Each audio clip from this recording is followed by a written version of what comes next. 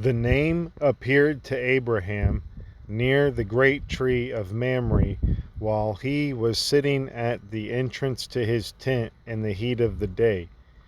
Abraham looked up and saw 3 men standing nearby. When he saw them, he hurried from the entrance of his tent to meet them and bowed low to the ground. He said, "If I have found favor in your eyes, my lord, do not pass your servant by. Let a little water be brought, and then you may all wash your feet and rest under this tree. Let me get you something to eat, so you can be refreshed and then go on your way, now that you have come to your servant." "Very well," they answered.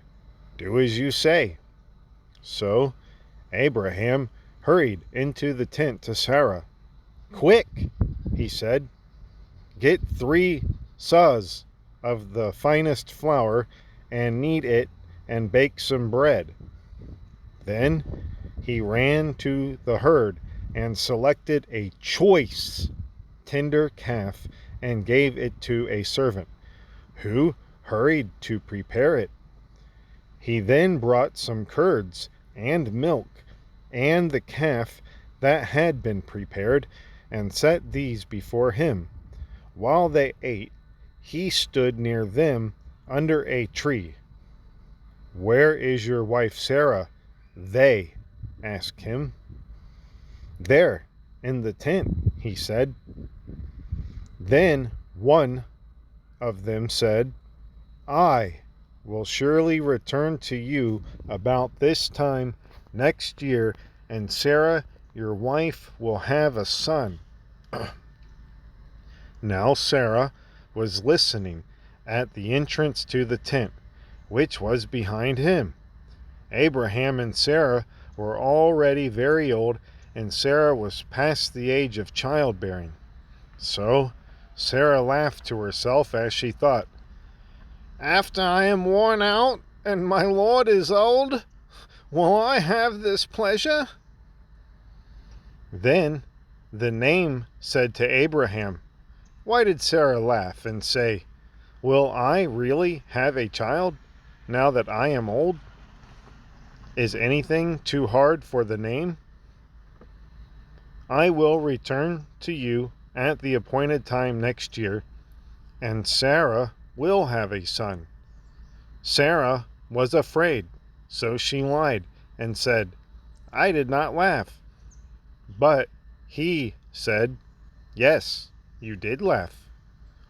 When the men got up to leave, they looked down toward Sodom, and Abraham walked along with them to see them on their way. Then the name said, "Shall I hide from Abraham what I am about to do? Abraham will surely become a great and powerful nation, and all nations on earth will be blessed through him. For I have chosen him, so that he will direct his children and his household after him to keep the way of the name by doing what is right and just, so that the name will bring about for Abraham what he has promised him." Then the name said, "The outcry against Sodom and Gomorrah is so great, and their sin so grievous, that I will go down and see if what they have done is as bad as the outcry that has reached me. If not, I will know." The men turned away and went toward Sodom, but Abraham remained standing before the name. Then Abraham approached him and said, "Will you sweep away the righteous with the wicked? What if there are 50 righteous people in the city? Will you really sweep it away and not spare the place for the sake of the 50 righteous people in it?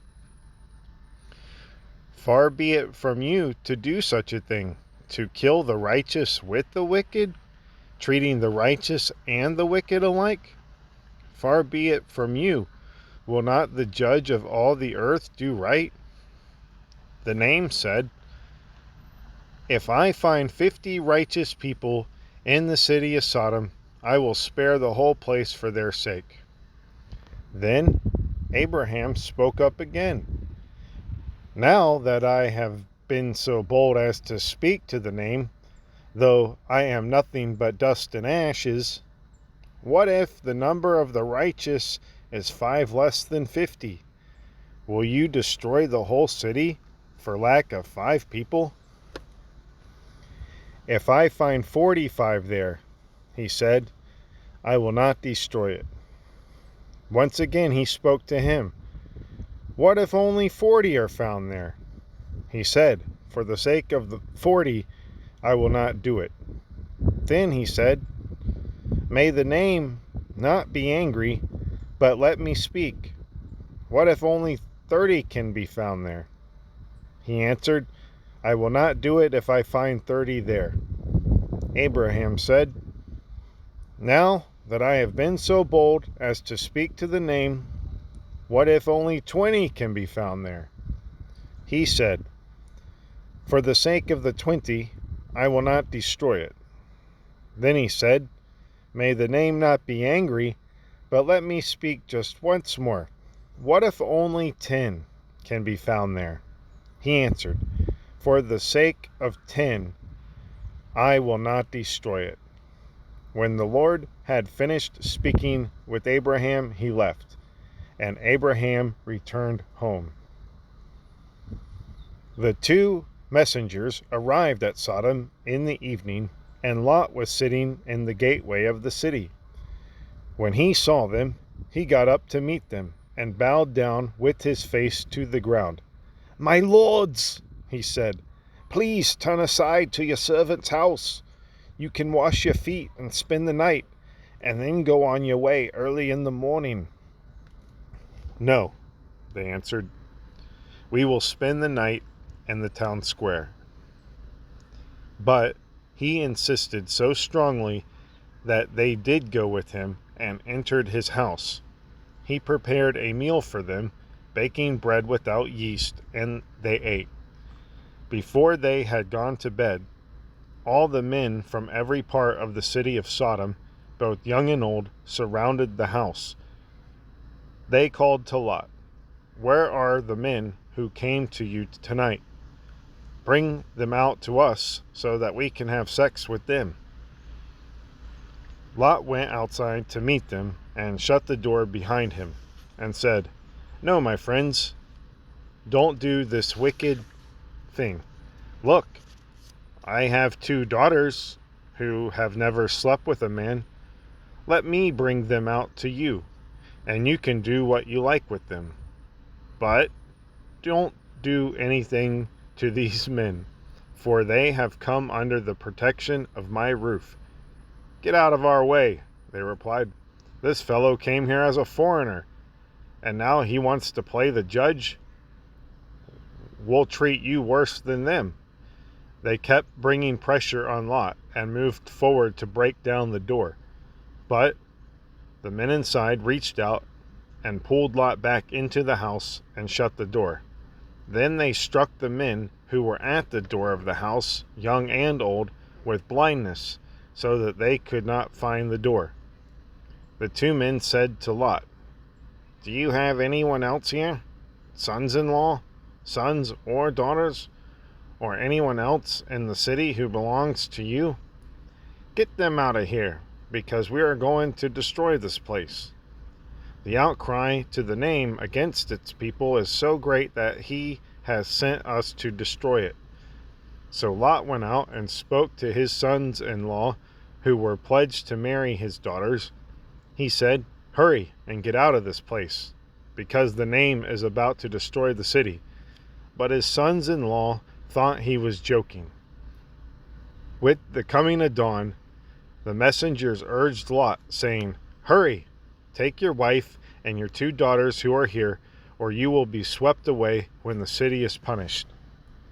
When he hesitated, the men grasped his hand and the hands of his wife and his 2 daughters and led them safely out of the city, for the name was merciful to them.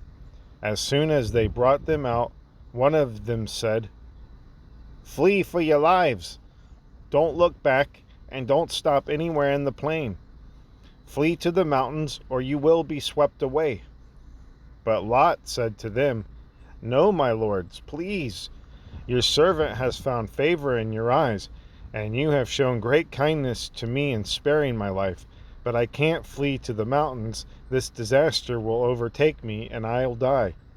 Look, here is a town near enough to run to, and it is small. Let me flee to it. It is very small, isn't it? Then my life will be spared." He said to him, "Very well, I will grant this request too. I will not overthrow the town you speak of, but flee there quickly, because I cannot do anything until you reach it." That is why the town is called Zoar. By the time Lot reached Zoar, the sun had risen over the land. Then the name rained down burning sulfur on Sodom and Gomorrah from the Lord out of the heavens. Thus he overthrew those cities and the entire plain, destroying all those living in the cities and also the vegetation in the land. But Lot's wife looked back, and she became a pillar of salt. Early the next morning, Abraham got up and returned to the place where he had stood before the name. He looked down toward Sodom and Gomorrah, toward all the land of the plain, and he saw dense smoke rising from the land, like smoke from a furnace. So when God destroyed the cities of the plain, he remembered Abraham, and he brought Lot out of the catastrophe that overthrew the city where Lot had lived. Lot and his 2 daughters left Zoar and settled in the mountains, for he was afraid to stay in Zoar. He and his 2 daughters lived in a cave. One day the older daughter said to the younger, "Our father is old, and there is no man around here to give us children, as is the custom all over the earth. Let's get our father to drink wine and then sleep with him and preserve our family line through our father." That night they got their father to drink wine, and the older daughter went in and slept with him. He was not aware of it when she lay down or when she got up. The next day the older daughter said to the younger, "Last night I slept with my father. Let's get him to drink wine again tonight, and you go in and sleep with him so we can preserve our family line through our father." So they got their father to drink wine that night also, and the younger daughter went in and slept with him. Again, he was not aware of it when she lay down or when she got up. So both of Lot's daughters became pregnant by their father. The older daughter had a son, and she named him Moab. He is the father of the Moabites of today. The younger daughter also had a son, and she named him Ben-Ami, for he is the father of the Ammonites of today. And Abraham journeyed onward from there to the Negeb region, and dwelled between Kadesh and Shur, and sojourned in Gerar. And Abraham said of Sarah his wife, "She is my sister." And Abimelech the king of Gerar sent and took Sarah. And the name came to Abimelech in a night dream, and said to him, "You are a dead man, because of the woman you took, as she is another's wife." But Abimelech had not come near her, and he said, "My lord, will you slay a nation, even if innocent? Did not he say to me, 'She is my sister'? And she too said, 'He is my brother.' With a pure heart and with clean hands I have done this." And the name said to him in the dream, "Indeed, I know that with a pure heart you have done this, and I, on my part, have kept you from offending against me, and so I have not allowed you to touch her. Now send back the man's wife, for he is a prophet, and he will intercede for you, and you may live. And if you do not send her back, know that you are doomed to die, you and all that belongs to you." And Abimelech rose early in the morning, and called to all his servants, and he spoke these things in their hearing, and the men were terribly afraid. And Abimelech called to Abraham, and said to him, "What have you done to us, and how have I offended you, that you should bring upon me and my kingdom so great an offense? Things that should not be done you have done to me." And Abimelech said to Abraham, "What did you imagine when you did this thing?" And Abraham said, "For I thought, there is surely no fear of God in this place, and they will kill me because of my wife. And, in point of fact, she is my sister, my father's daughter, though not my mother's daughter. And she became my wife. And it happened, when the gods made me a wanderer from my father's house, that I told her, 'This is the kindness you can do for me in every place to which we come. Say of me, he is my brother.' And Abimelech took sheep and cattle and male and female slaves and gave them to Abraham, and he sent back to him Sarah his wife. And Abimelech said, 'Look, my land is before you. Settle wherever you want.'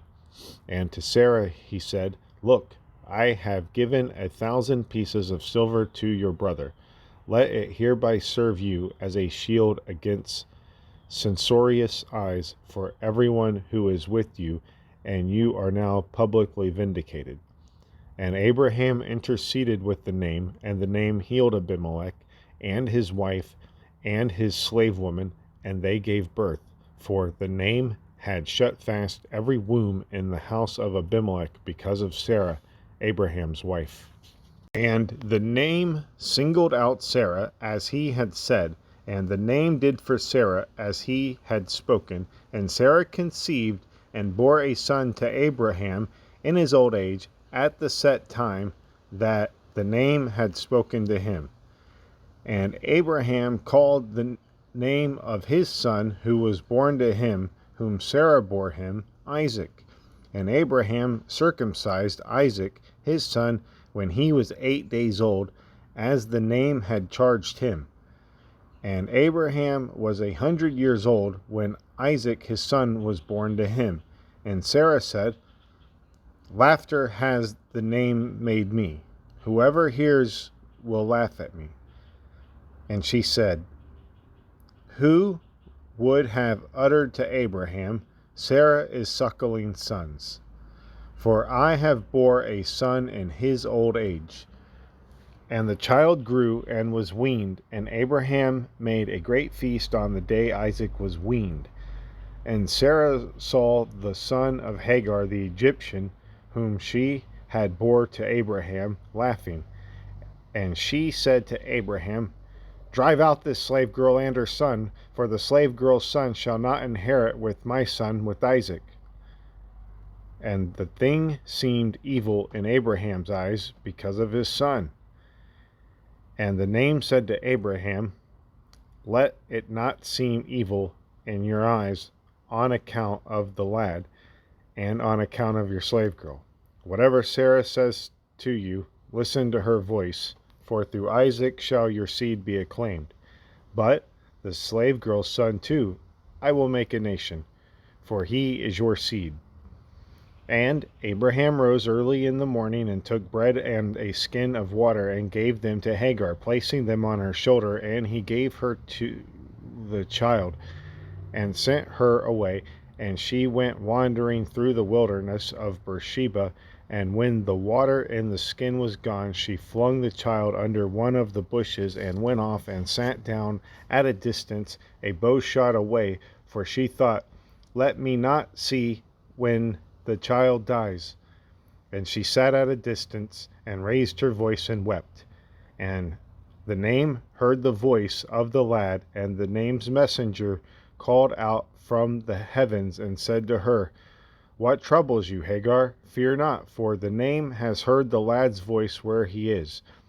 Rise, lift up the lad, and hold him by the hand, for a great nation will I make him.' And the name opened her eyes, and she saw a well of water, and she went and filled the skin with water, and gave to the lad to drink. And the name was with the lad, and he grew up and dwelt in the wilderness, and he became a seasoned bowman. And he dwelt in the wilderness of Paran, and his mother took him a wife from the land of Egypt. And it happened at that time that Abimelech, the pickle captain of his troops with him, said to Abraham, saying, The name is with you in whatever you do.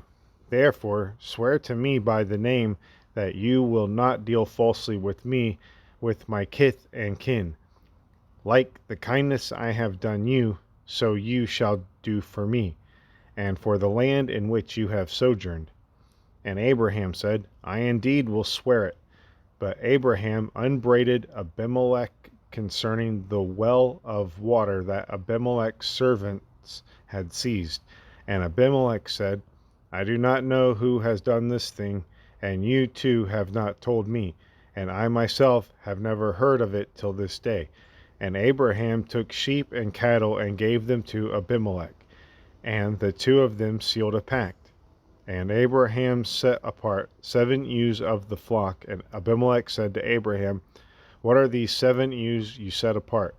And he said, Now the 7 ewes you shall take from my hand, so that they may serve me as witness that I have dug this well. Therefore did he call the name of that place Beersheba, for there did the two of them swear. And they sealed a pact in Beersheba, and Abimelech arose, and Pichol captain of his troops with him, and they returned to the land of the Philistines. And Abraham planted a Damascus at Beersheba, and he invoked there the name of the name, everlasting the name. And Abraham sojourned in the land of the Philistines many days. And it happened after these things that the name tested Abraham. And he said to him, Abraham. And he said, Here I am. And he said, Take, pray, your son, your only son, whom you love, Isaac, and go forth to the land of Moriah, and offer him up as a burnt offering on one of the mountains which I shall say to you.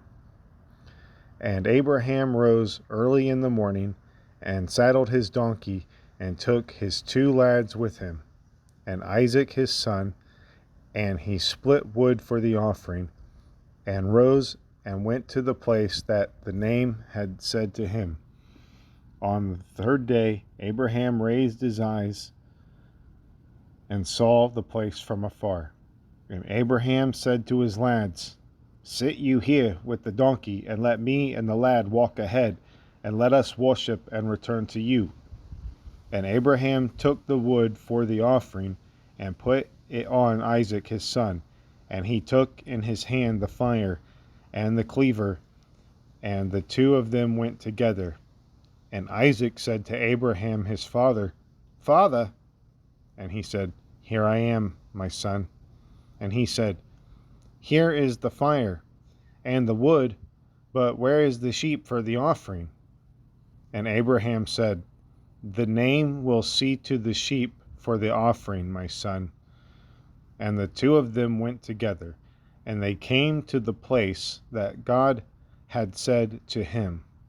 And Abraham built there an altar, and laid out the wood, and bound Isaac his son, and placed him on the altar on top of the wood.